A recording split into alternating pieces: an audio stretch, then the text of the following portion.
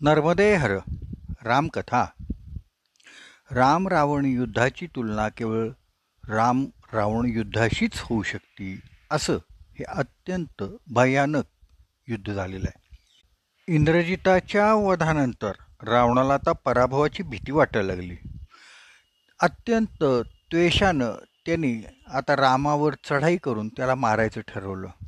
संपूर्ण युद्धामध्ये राम आणि रावण हे समोरासमोर केवळ 3 वेळा आलेले आहेत.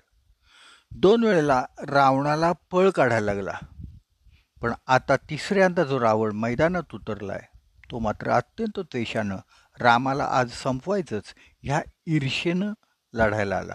रावणानं पहिल्या धडाक्यातच वानर सैन्यामध्ये शिरून वानरांना सहन होणार नाही इतका महाप्रचंड बाणवर्षाव केला की त्या बाणवर्षावामुळं सुग्रीव सावध झाला.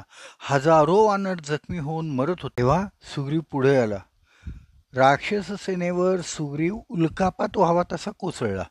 सर्व बाजूनी दगड शिळांचा झाडांचा मारा करून त्यांनी रावणासोबत आलेल्या विरूपाक्षाला गाठलं.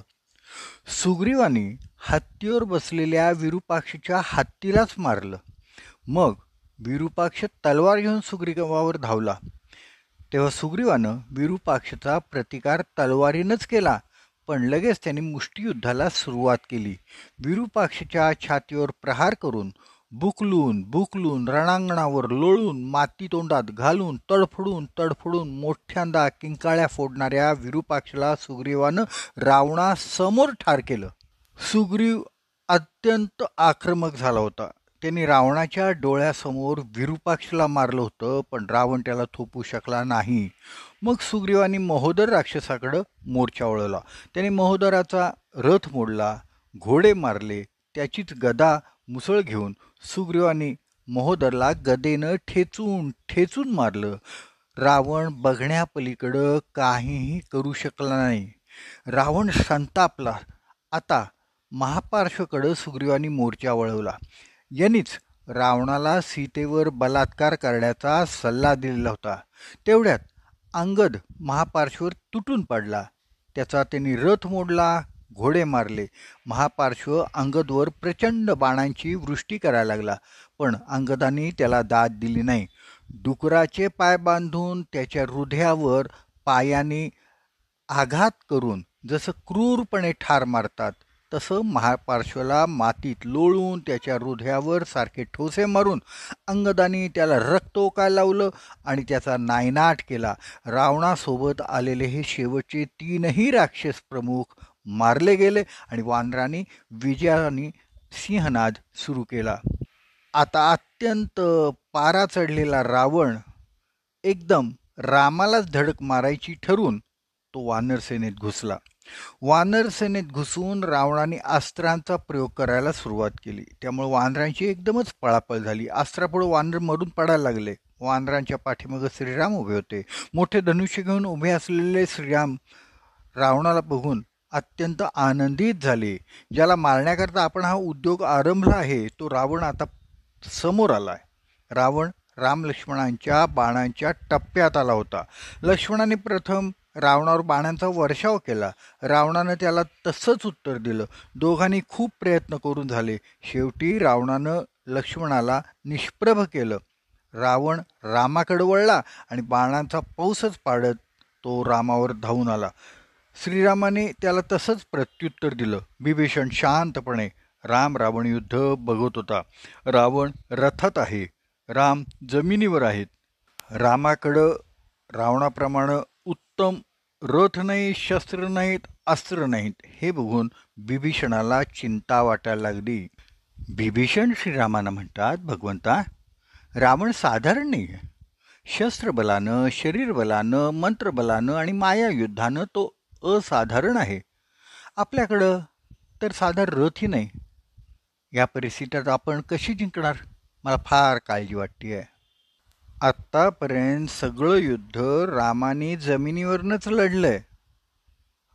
तोपर्यंत सगळ्यांना त्याची काळजी वाटत होती, पण प्रत्यक्ष तोंडाने विचारणारा फक्त विभीषण होता.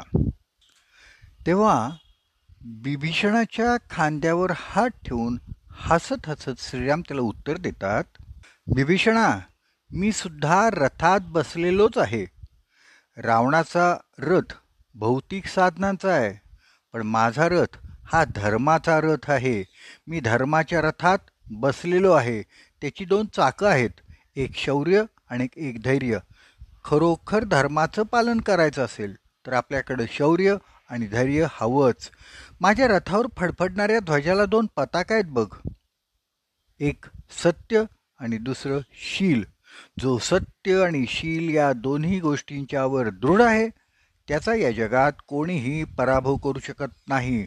यश मिळेल किंवा न मिळेल तो प्रारब्धाचा भाग आहे, पण जो सत्याशी आणि शीलाशी कधीच तडजोड करत नाही, तडजोड स्वीकारत नाही, त्याच्याबद्दल लोकांना अत्यंत आदरच वाटतो. विभीषणा बघ, माझ्या रथाला 4 घोडे ओढत आहेत. कोणते घोडे आहेत? बल, विवेक, दम आणि परहित. मी बलवान असलं पाहिजे आणि विवेकी सुद्धा असलं पाहिजे. नुसतंच बळ उपयोगाचं नाही. नुसतंच बळ आहे पण विवेक नाही तर तो माणूस काय करेल हे सांगता येत नाही. दम म्हणजे स्वतःवर नियंत्रण ठेवता आलं पाहिजे. आणि चौथी गोष्ट म्हणजे परहित. परहित म्हणजे अकारण लोकांची सेवा करत जावं. हे केल्याने मला काय मिळणार, आपल्याला काय करायचंय, असला करंटा विचार करू नये. हे सर्व करताना क्षमा म्हणजे सहनशीलता हवीच. स्वतः सहन करून लोकांच्यावर कृपा करत राहणं आणि कुठलाही निर्णय घेताना समत्व बुद्धी ढळून न देणं हा माझा रथाचा लगाम आहे. धर्मरूपी रथात बसणाऱ्याच्या हातातला हा समत्व बुद्धिरूपी लगाम आहे. विभीषणा, रावणाकडे असा एकही बाण नाही, एकही शस्त्र नाही, एकही अस्त्र नाही की जो रामाचा नाश करू शकेल.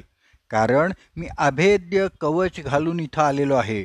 कसलं अभेद्य कवच रामाने घातलंय? तर आजीवन सद्गुरूंची सेवा केलेली आहे, ब्राह्मणांची सेवा रामाने केलेली आहे.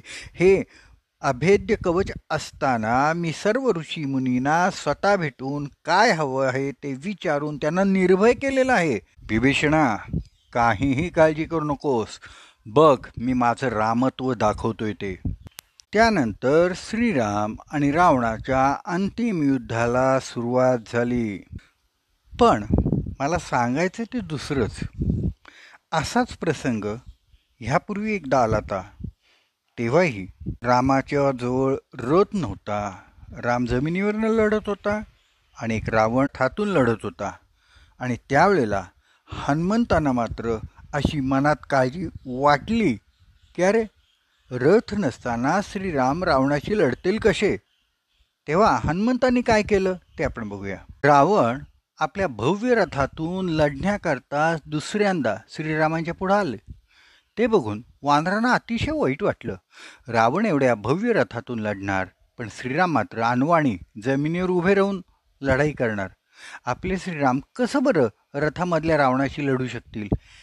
हा वानरांच्या मनातील विचार हनुमंतांनी ओळखला आणि हनुमंत ताबडतोब श्रीरामांच्या पुढं येऊन प्रणाम करून म्हणतात, प्रभू, जसं गरुड भगवंतांचं वाहन आहे तसंच मी आपलं वाहन आहे.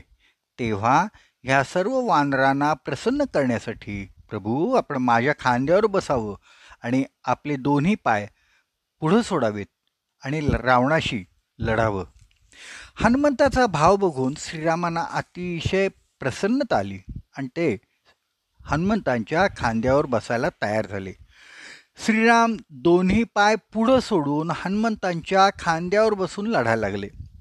यावेळी हनुमंतांचा भाव अत्यंत अलौकिक आहे.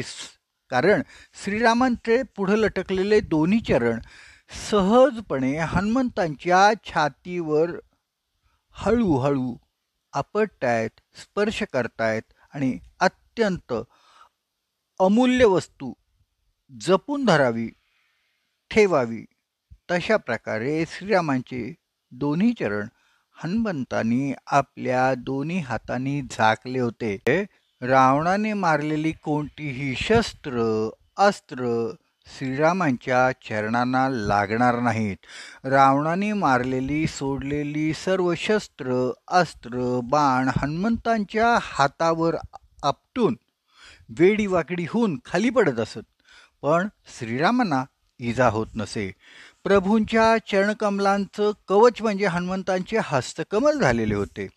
हे आपलं मोठं परम सौभाग्य आहे असं हनुमंतांना मनोमन वाटत होतं. हनुमंतांच्या या परम सौभाग्यामध्ये महाभाग्य म्हणजे श्रीराम मधून मधून हनुमंतांच्या मस्तकावर आपले हस्तकमल ठेवत होते.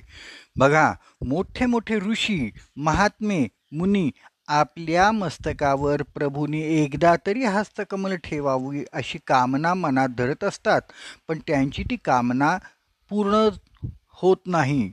पण हनुमंत श्रीरामांचे वाहन बसले, त्यामुळे हनुमंतांना हे महाभाग्य वारंवार मिळालं. श्रीराम कधी डावा हात, कधी उजवा हात, तर कधी दोन्ही हात हनुमंतांच्या मस्तकावर ठेवत होते. रावणाने जेव्हा हे बघितलं की जणू सुवर्ण पहाडावर श्रीराम बसलेले आहेत, कारण हनुमंतांचं संपूर्ण शरीर तप्त सुवर्णकांतीप्रमाणे चमकतच होतं, झळाळत होतं. रावणाला एकदम राग आला. त्याच्या लक्षात आलं, रथात असून सुद्धा मी खाली आहे आत्ता, आणि हनुमंतांच्या खांद्यावर बसलेले श्रीराम तर खूप उंच आहेत. रावणाला हा आपला मोठा अपमान वाटला, आणि हा अपमान केवळ हनुमंतामुळे झाला आहे असंही त्यांच्या लक्षात आलं.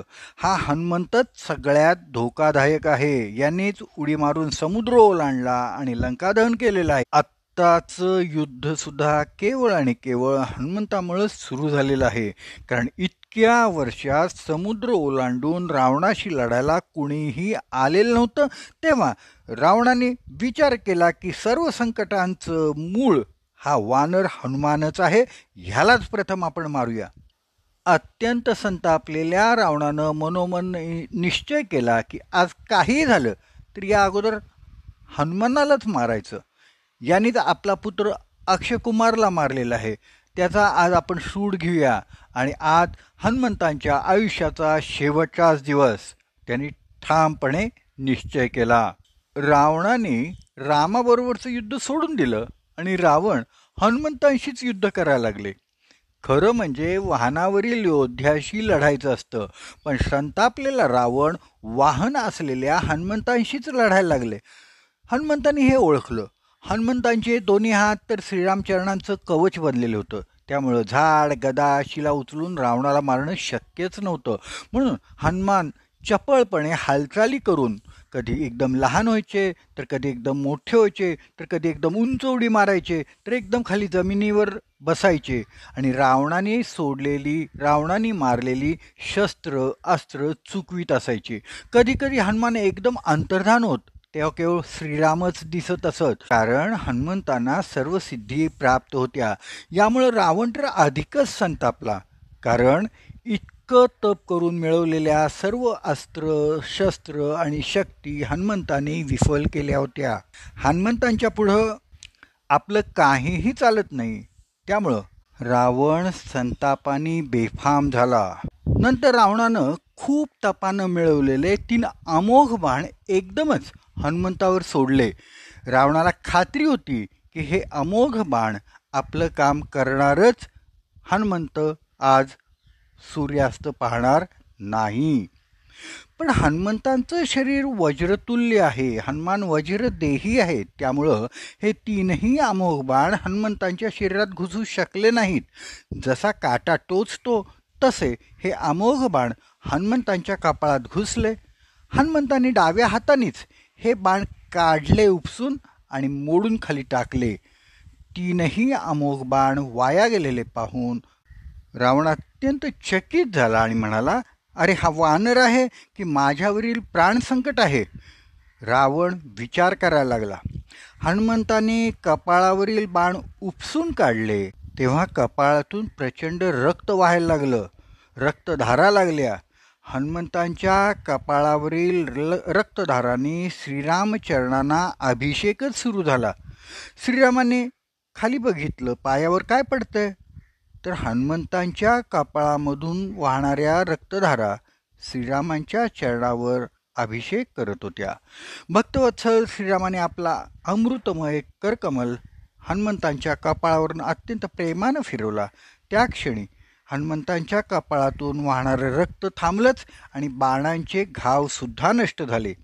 आपल्या भक्ताला झालेल्या वेदनाने श्रीराम अत्यंत व्यथित झाले आणि प्रचंड क्रोधाने रावणाला धडा शिकवायचा असं त्यांनी ठरवलं. हनुमंतांना दंड देणाऱ्याला मीच दंड करतो या विचारानं श्रीराम म्हणाले, हे रावणा, आता तुला मी माझं रामत्व दाखवतो. मला एवढंच विचारायचंय की बिभीषणाला रामाने दिलेलं उत्तर श्रेष्ठ आहे की तशाच प्रश्नाच्या संदर्भात हनुमंतांनी केलेली कृती श्रेष्ठ आहे. नर्मदे हर नर्मदे.